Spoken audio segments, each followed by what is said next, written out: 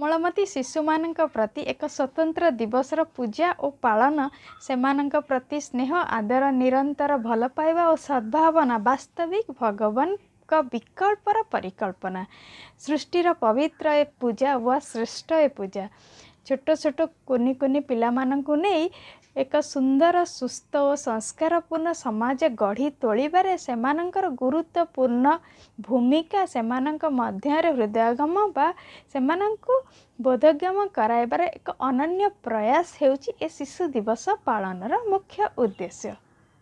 शिशु कालीर नागरिक सेमानंक जीवन किपरि संपूर्ण सुरक्षित और सुस्थ हो पारिबो मानव समाज प्रति सेमानंकर व्यक्तित्व संपूर्ण भावे सामाजिक कलुष मुक्त हो पारिबो एवं आमर ए समाज प्रति सेमानंकर उच्च मानविकतार परिप्रकाश हो पारिबो से समस्त को दृष्टि रखी आज स्वागत जणाई आरंभ करिबा शिशु दिवस एक स्वतंत्र वक्तृता मोर ए अध्याय रे।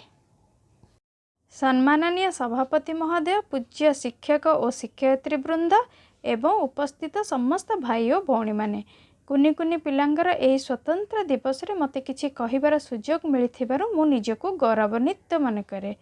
मरिबाकु चाहे मोहि सुंदर भवने बंचिबाकु चाहे मोहि शिशुंक गहणे एही सुंदर उक्तिटी रे छोट पिलांग प्रति अनाबिल स्नेह आज से चाचा नेहरू रूपे शिशुंक प्रिय जातिर भविष्यत नागरिक शिशुमानंक प्रति अवहेला एक अक्षमणीय अपराध किंतु अगणित जनसंख्यार ए विशाल भारतवर्ष रे शिशुमानंक प्रति किपरि अन्यमानंक दायित्व कर्तव्य को सुचारू रूपे पालन ही शिशु दिवसर मुख्य उद्देश्य।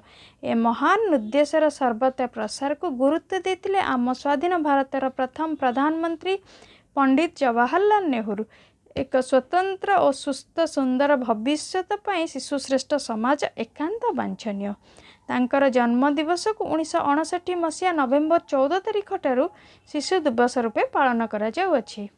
दिनटी पिलामानंकर मध्यरे उत्कंठा जागरण साहस देशप्रेमर अनुभव को जागृत करिबा पई पिलामानंक मध्यरे विभिन्न प्रकार संगीत वक्तृता गल्प लिखन रचना प्रतियोगिता एकक अभिनय माध्यम प्रेरणा और शिक्षणीय वार्ता प्रचारित करा जाए।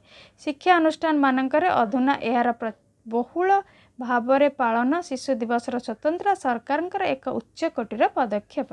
केही केही शिशुंकर अन्य रूप तो केही केही फूल परी पवित्र शिशुगण बोली आख्या दी थांती कारण छोट फूलटीए हेले भी तार महानता से भगवान का मस्तक शोभा पाए।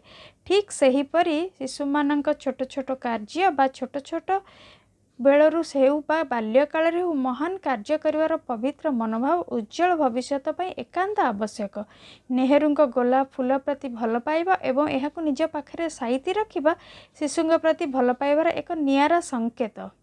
जवाहरलाल नेहरू थिले स्वाधीनता भारतर प्रथम प्रधानमंत्री जड़े स्वाधीनता संग्रामी और शिशु प्रिय व्यक्ति।